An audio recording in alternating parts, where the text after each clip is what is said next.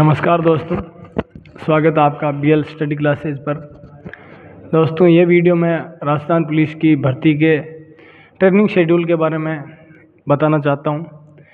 ये video Rajasthan police के training schedule के बारे में डेडिकेट रहेगा।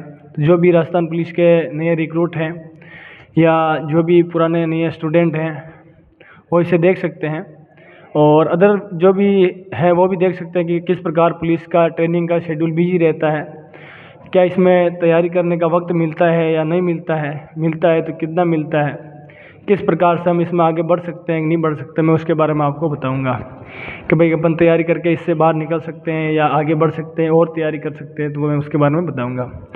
जैसे ही आपकी भर्ती आती है, भर्ती के बारे में अभी राजस्थान का ये है कि भाई कि उसमें पहले CT का एग्ज़ाम है जो कि हो चुका है 2025 का, और अब राजस्थान पुलिस की नई भर्ती आने वाली है 2023 वाली भर्ती का जो था शेड्यूल, उसमें वेटिंग सब आ चुकी है, तो नई भर्ती आ जाएगी। उसके बाद जैसे ही आपका पेपर होगा, मेरे हिसाब से इस बार पेपर होगा, उसके बाद आपका फिजिकल होगा, उसके बाद आपका मेडिकल होगा, और मेडिकल फाइनल सिलेक्शन के बाद होता है। जैसे फिजिकल हो जाता है तो उसके बाद आप क्या फाइनल सिलेक्शन आता है, और फाइनल सिलेक्शन में जैसे DV होता है तो DV के साथ ही मेडिकल करवा लिया जाता है। ये प्रोसेस होता है। अब उसके बाद आपको लाइन में रखते हैं महीना भर, लगभग ये देख लिए महीना 2 महीना जितना भी है, जहाँ भी आपका सिलेक्शन होता है उसकी पुलिस लाइन में आपको रखा जाता है।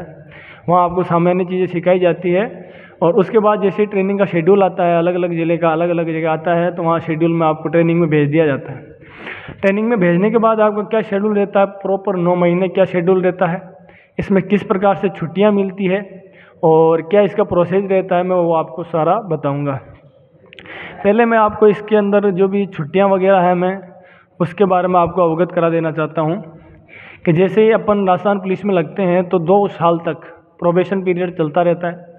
2 साल प्रोबेशन पीरियड रहता है, उसके अंदर आपको हर वर्ष 12 आपको अवकाश मिलते हैं। आपके स्वयं के 12 अवकाश मिलते हैं, वो आप कभी भी यूज़ कर सकते हैं। कभी 2 यूज़ कर ली, कभी 3 ले ली छुट्टियाँ, या कभी 4 भी मिल जाती हैं। अलग अलग जैसे निर्भर करता है अपने अधिकारी के ऊपर, वो देते हैं। उसी प्रकार से आपकी 12 CL स्वयं की होती है, वो मिल जाती है। इसमें ट्रेनिंग शेड्यूल में ये रहता है कि जैसे ही 12 CL आपकी फिक्स है और आपको इसके अंदर 160 मार्का लगाने होते हैं। 270 दिन के कुल ट्रेनिंग शेड्यूल है 9 महीने का।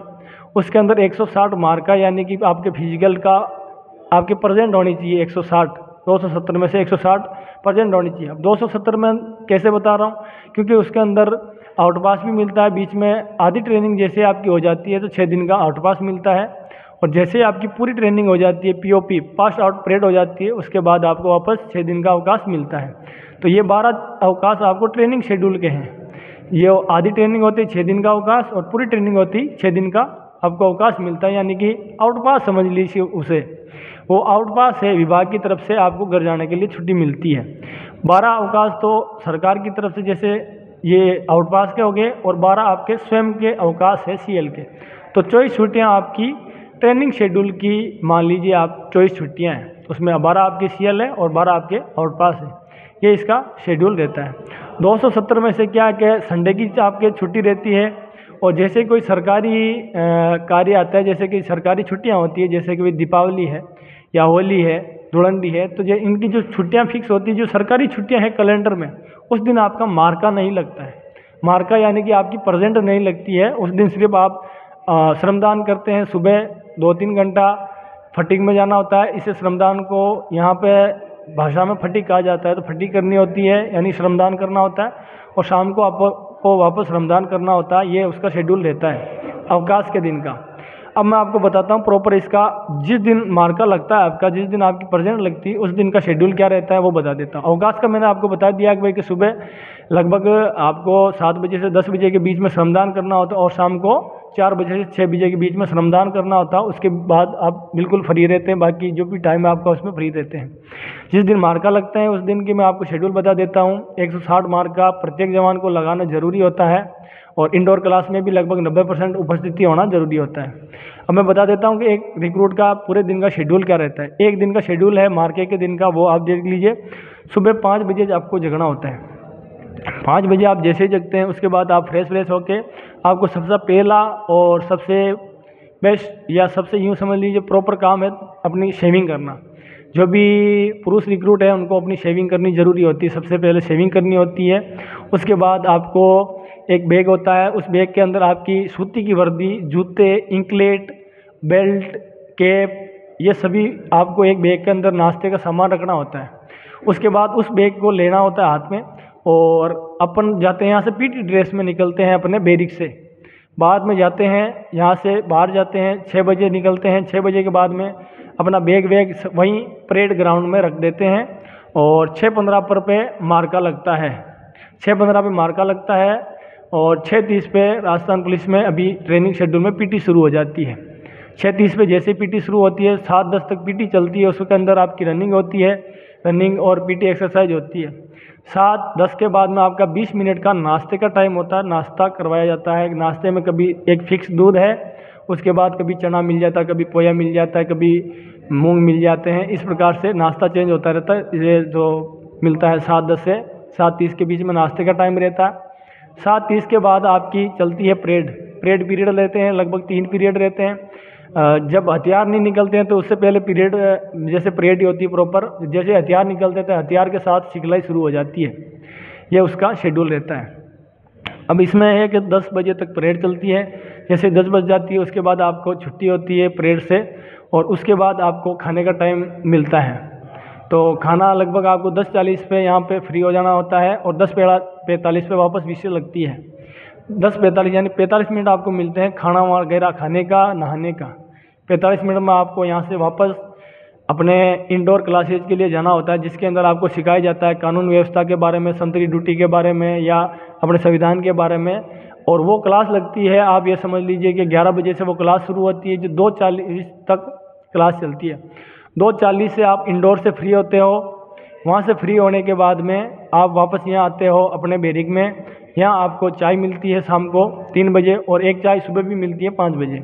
3 बजे चाय मिलती है और 2:40 के बाद यहाँ आते हैं तो 3:30 पर वापस आपको फालन होना होता है और 3:30 के बाद में आपको 4 बजे वापस फटीक पर लगाया जाता है, यानी कि श्रमदान के लिए लगाया जाता है। तो 6 बजे तक वापस श्रमदान करना होता है। उसके बाद आपको वापस छोड़ा जाता है। तो 6 बजे से लगाकर आप लगभग 6:30 तक खाना खा लेते हैं मेस में खाना।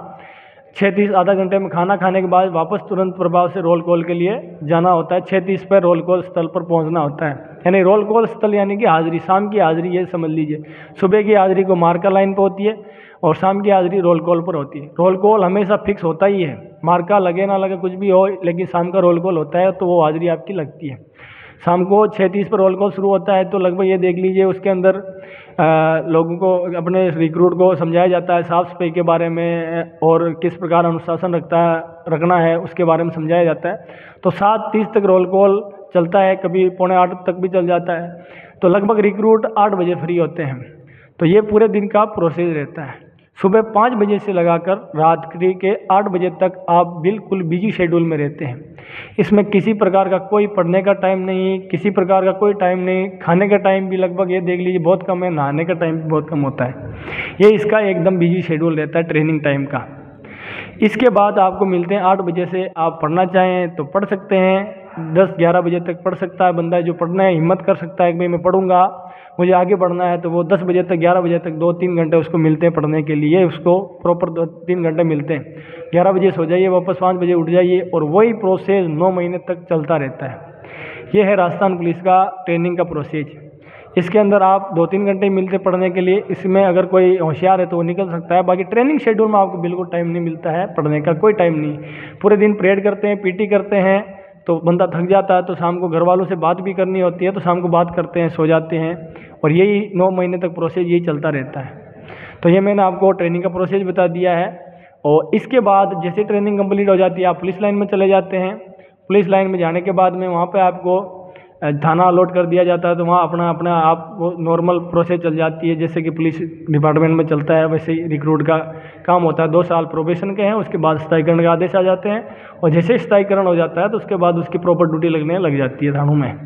तो ये प्रोसेस रहता है। मैंने ट्रेनिंग का बता दिया कि किस प्रकार आपको पूरा प्रोसेस रहता है, पूरा टाइम शेड्यूल क्या रहता है, कितना इंसान बिजी रहता है, कितना फ्री रहता है, कितना पढ़ सकता है नहीं पढ़ सकता है, वो इस शेड्यूल के अनुसार आप देख सकते हैं और आगे आप तैयारी कर सकते हैं। और बेरोजगारी से सबसे बेहतर होता है कि आप पढ़ाई करें, नौकरी लगें, सबसे बेस्ट है आप जॉब लगें। थैंक यू दोस्तों। जय हिंद। चैनल को सब्सक्राइब जरूर करें और कोई भी क्वेरी हो तो आप डाल दें, मैं उसका आंसर ज़रूर करूँगा। Thank you.